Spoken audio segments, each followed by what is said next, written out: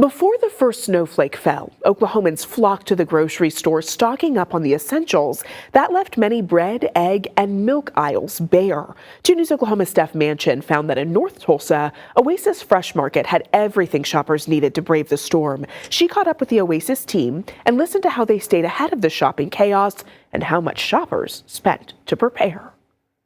When that first snow comes down, then it's real. It's real when everyone sees it. Ready? Did you panic shop? Yes, I did. Set? What'd you buy?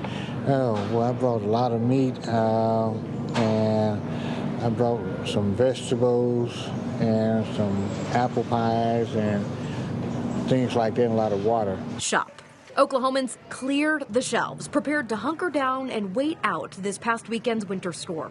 I went to Walmart neighborhood market, and the shelves were pretty bare. Like, I had to pick through what was left. AJ Johnson, owner of Oasis Fresh Market, made sure his store was the opposite.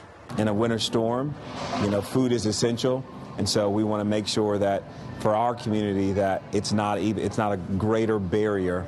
So that's why we kept our store open. Johnson says his team started prepping days before the storm to make sure no one was going without their essentials, like milk and eggs. I caught up with Wesley Coleman, who did most of his pre-storm shopping here at Oasis. How much money do you think you spent on all your groceries? Ooh, about $200. Now I'm just up there lollygag and getting some snacks. Creonte Holloway was back in the aisles Monday too, grabbing a few more things now that the snow has settled. He says he spent about $200 as well, picking up the meats and essentials for he and his girls. We haven't got this much snow in a long time, so didn't know, what to expect or how long to be expected to be snowed in. Ahead of more cold, wintry weather, Oasis has more deliveries on the way this week, so the community doesn't have to go without. Leaders anticipate while others react.